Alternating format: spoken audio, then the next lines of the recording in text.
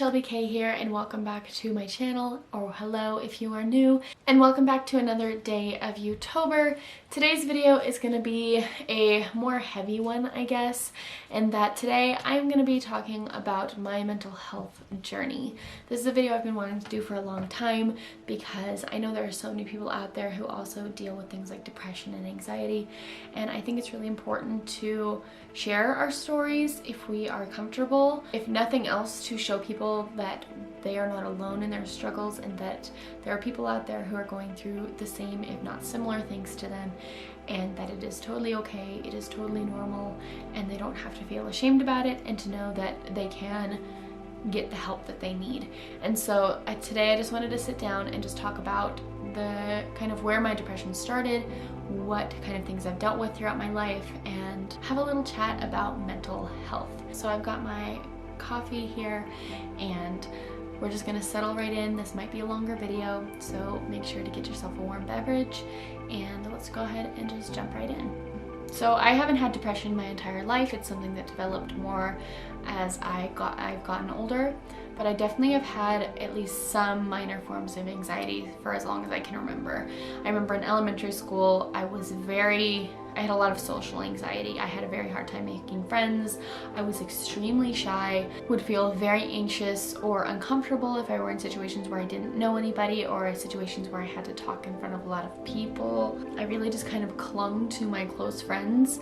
I actually ended up having to move in first grade. I met a girl on the second day of school, and she was literally like my best friend until 6th grade, and like she was one of my only friends. I just clung to her. I didn't really branch out. I mean, obviously I made some more friends in that 4 years span, but she was definitely the one that I talked to the most, and that I clung to her. You know, everything that we did in school, like I was always by her side, because I just didn't want to be around everybody else, because it just made me very anxious, very nervous. That definitely carried into my middle school years and even into high school.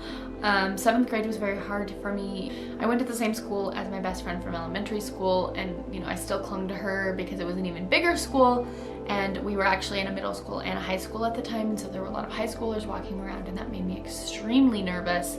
And long story short, things went down and I lost my best friend. I lost all my friends that I had in elementary school. They kind of just shunned me out of the group because I wasn't into horses. That's a whole other thing that we can talk about another day. But it was very, very hard on me, and I think that would be the first time that kind of depression started to rear its head. My grades started slipping. I was just I was not happy at all. As I said, I had no friends. I remember like crying a lot and just not being in a good place at all. Then my parents transferred me to a private school for 8th grade, and we had 9 kids in the entire 8th grade, or 3 of which were girls, including myself. The other 2 girls didn't like me, and I just felt like an outcast in my class. So I really just hung out with my sister's friends because I knew my sisters, and kind of the same thing, I just kind of clung to them because I was too shy to reach out to other people. And then in high school, I went to a private high school, and again, it was just very different because I went from 9 kids in my 8th grade to, I think we had like 200 people in our freshman class at at my high school, and it was very nerve-wracking. Again, I met a girl on the second day of school and clung to her pretty much all through high school, and I've had a lot of social anxiety my whole life. I definitely feel like I've grown out of that as I've gotten older, but I think that's definitely where my anxiety started and a little bit of my depression, but it wasn't anything major when it came to my depression. Another thing that really came up in high school was I started dating, and I definitely relied on dating for self-acceptance and self-worth. I felt like if I wasn't in a relationship, I wasn't worth anything. I got a lot of my validation from relationships. I only had 2 relationships in high school, but the first one that I had ended, I don't want to say horribly, but I mean, we only dated 3 months, and it took me a year and a half to get over him. And that's how, it just like, I clung to them like I clung to people. I clung to my relationships and thought if I didn't have a relationship, I was absolutely nobody. That's actually when I started dating my not so great, emotionally manipulative and abusive boyfriend. That's kind of where everything really started to kick off. Our relationship was very manipulative. He was always tearing me down. He was always making me feel like I was worthless if I didn't have him. I was cheated on multiple times that I'm aware of, and I know there was probably more. I was constantly made out to be the bad guy. He would blame me for things that had nothing to do with me. He would just not really think about my feelings, and he would gaslight me a lot. It was just a really bad situation. I had a lot of anxiety around our relationship. I had a lot of like GI problems while I was with him, which I now attribute a lot to the stress that I was put under in our relationship. I was constantly sick. I was constantly just anxious and, you know, thinking the worst about, you know, what was he doing? Am I gonna lose him? I was constantly questioning myself, like, am I a good girlfriend? Am I being, you know, am I being dramatic? Am I being controlling in this situation because I don't want him to do this thing that he probably shouldn't be doing? Just a lot of anxiety around the relationship. And I'm gonna do a whole video about this relationship in particular, so I don't want to talk too much about it. But I also lost a lot of my friends because he would just, you know, he kept me from my friends a lot. And I was also just very combative with my family. Everyone was trying to tell me he was horrible for me, but of course I didn't want to listen, and so I was very combative with my family and my friends about it, and it was just not a good situation at all. Essentially, what got me out of it was I met another boy, and this was, as I said, I was still someone who felt like a relationship was what validated me and what made me worthy. So I had met another boy who I had just clicked with on such a new level. It was the first time that I had ever been interested, or like, you know, had ever been interested in someone who actually was into the same things as me. And so I ended up ending that relationship with the abusive boyfriend after almost 6 years, and started kind of pursuing something with this other boy, and then he decided he didn't want to be with me, and I was absolutely crushed. And that was the first period where I felt depression really set in. I remember crying almost every single day, which is normal when it comes to a breakup, but this was worse than any breakup I had been through before. I remember I couldn't get out of bed most days. I was just very negative. I just felt like I didn't know who I was anymore, which makes sense after, you know, being with someone for 6 years, especially if you've been with them since you were young. Me and him had been together since we were 16, or since I was 16 or 17. You know, you don't know who you are, and it was very difficult. And I specifically remember texting one of my friends that summer and just telling him, I said, you know, for some reason I feel really sad today, and I don't know why.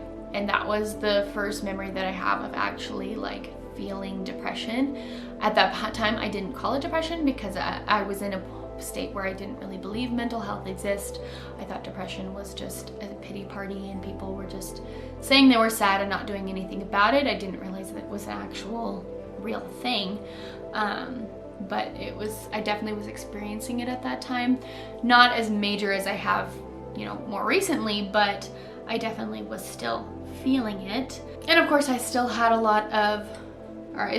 the feelings towards relationships. So about 8 months after I ended that relationship, I got into another relationship. We dated long distance, and my relationship anxiety was probably the worst that it had ever been, because we were long distance and he was not a very good texter. There was a lot of anxiety around it. It was always like, well, am I gonna hear from him today? And I would be constantly looking at my phone, and then I would get upset when I didn't hear from him.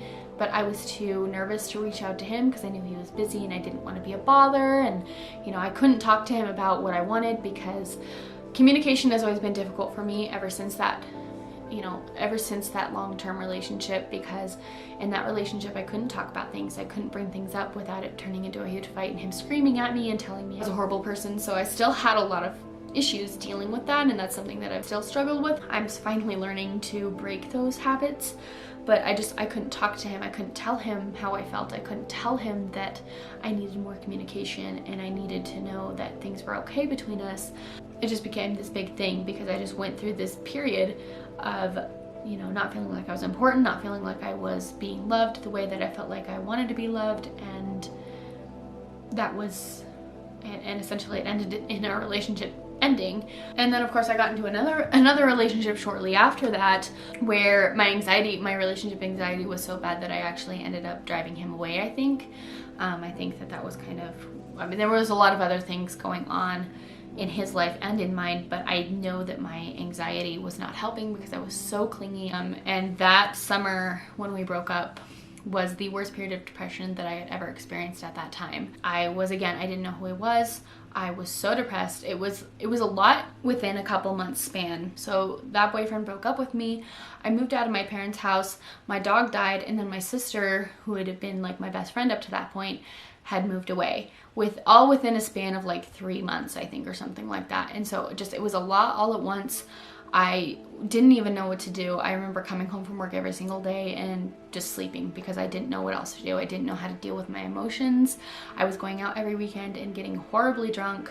I was casually dating people and not being super smart about it because I felt I needed to feel something. I needed to feel like I was worth something. I needed to feel loved in a sense, even if it was just for a moment. It's a time that I'm not really proud of, but I feel like it was a time of great growth too, because I learned how to be on my own. I learned how to be okay on my own. This was also the first time that in my entire life that I had ever felt hopeless and borderline suicidal. Not in the sense that I was like, well, I want to go kill myself right now, but in the sense that, you know, I would kind of hope that something would happen to me. I'd get in an accident or I'd get sick because I wouldn't have to deal with everything anymore. And it was really, really hard for me to admit that. I had only ever admitted that to like one person at the time, and it scared me a lot. And then of course I got into a relationship with my current boyfriend. Being with him had made me more happy than I had ever been in a really, really long time. But my relationship anxiety came back again really bad. You know, if he wasn't texting me all day long, I would be like, oh God, did I do something wrong? If he didn't ask me to come over and hang out with him every single night, I'd be like, oh God, did I do something wrong? And it was really, really, really bad. As time went on, I eventually started to get over that, and I would like to say that for the most part, my relationship anxiety is gone. Being in a relationship doesn't mean that you're talking 24/7 or that you're texting 24/7 or that you're hanging out all day, every day. It's very important to be your own person and do your own thing, and I definitely have learned that a lot over the last few years, and now I am someone who loves my alone time and loves doing my own thing. Flash forward to last year around July, that was when my depression really started setting in relating to my job, where I just started to realize that my job just put so much stress on me and was so emotionally draining, and I just didn't know how to handle it. Again, I was coming home every day and falling asleep because I was just so exhausted, both physically and emotionally. I was grumpy all the time. I mean, every little thing that would happen, I would just be so pissed off about it. And my relationship was strongly affected. Me and my boyfriend were fighting a lot. We were just irritated with each other. We didn't really spend a lot of time together because it was just miserable when we did. I mean, we lived in the same house, but we weren't like going out together. We weren't doing things that couples are supposed to do, and it just became a lot. I became very negative towards our relationship. And this period continued until December of last year, which is when I started kind of really starting to talk about mental health on this channel, and that I had gone through one of the worst periods of depression that I have ever gone through. Again, I was really hopeless and having those really scary thoughts. At that point in December is when I first started therapy, which has made such a big difference in my life. As you guys know, I did a whole video on it. Essentially, Frozen 2, I know it sounds silly, but Frozen 2 is kind of what really helped me get out of that period. I went and watched Frozen 2, and just what Elsa goes through in that film, where she's discovering who she is and discovering her place, it really hit home for me because I was in a period, you know, I had quit my job at the veterinary hospital, and I was like, well, what's next? Because I've been pursuing that for so long, and I was finally in a point where I'm like, I'm gonna pursue my dreams. I'm going to really start working on my YouTube channel and doing social media and you know, just working on reaching the point that I want to reach. And that's kind of what, you know, that's what Frozen 2 is all about, is it's Elsa finding her place and realizing that she just needs to show herself. She just needs to be herself. And I actually haven't shown you guys this yet, but I just got a tattoo a couple of weeks ago, and it actually is show yourself. It's kind of hard to see. But this film meant so much to me that I actually just got it tattooed on my wrist, because I mean I don't know. If you guys go watch the video, I talk all about it in that video. I'm not going to get too much into it, but yeah, I mean, Frozen 2 is what brought me out of it, and to this day, I mean, I still love that movie and I still cry every time I watch it. So then we'll fast forward to May of this year, where my depression started getting really, really, really bad again. You know, as I've said before, I was coming home and going to sleep. I was the grumpiest that I've ever been. I was starting fights left and right with my boyfriend.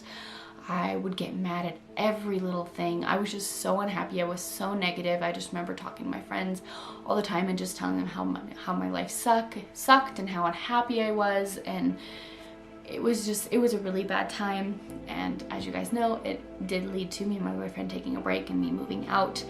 And it was horrible, you know. And that's when I experienced my first period of disassociation.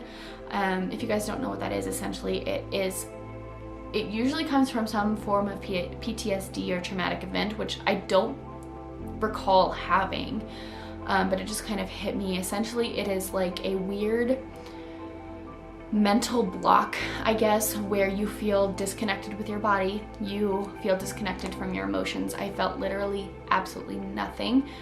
I didn't feel happy, I didn't feel sad, I didn't feel mad. I literally just felt numb, emotionally numb. I felt like I was watching my body from like outside, like I wasn't in my body. I felt like my body was very far away and that I didn't really have control. My memory was horrible. I could not remember anything that I had done during the day. My sense of time was terrible. I mean, I could literally sit and stare at the wall for 3 hours and not realize that 3 hours had passed. It was the scariest thing that I have ever dealt with. It lasted for about a month and it was terrible. It was terrible and I never want to experience it again. But that is the worst that my depression has ever got, was dealing with that dissociation. Like, I thought being absolutely sad when I'm depressed and like the low periods of depression, I thought that was the worst thing in the world, but I would take that any day over feeling absolutely nothing. It was absolutely horrible and it was scary. But that led me to finally addressing my mental health with my doctor. That was kind of the final straw where I was like, I can't do this anymore. So I finally got it addressed with my doctor and I have been diagnosed with bipolar depression. I am now on medication, and let me tell you guys, I am feeling more myself than I have in years. Like, I don't even know how to describe it. Like, I am still on like the lowest dose possible right now because they slowly build it up to prevent like weird reactions and stuff like that. But I am happy. I feel more productive. I feel more myself. I didn't realize how not myself and how disconnected from everything that I have felt over the last few years until I started taking this medication. And I'm gonna get emotional, but like, I thought that when I wasn't depressed, I was feeling so much more happy, or that I was happy and that I was myself, but I realize now that I wasn't, and I'm sorry.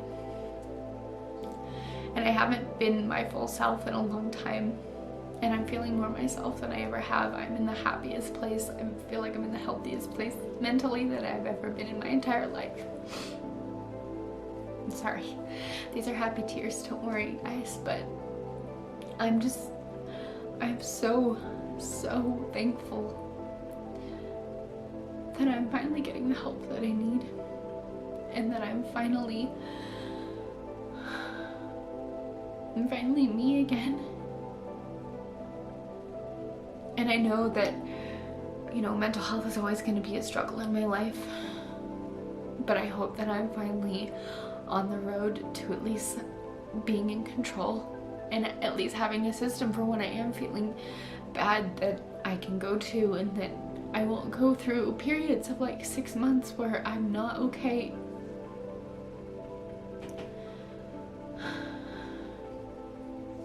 I have really been struggling, and I'm just blown away by how much of a difference my life, or how much of a difference there has been in my life even just in the last 3 or 4 months.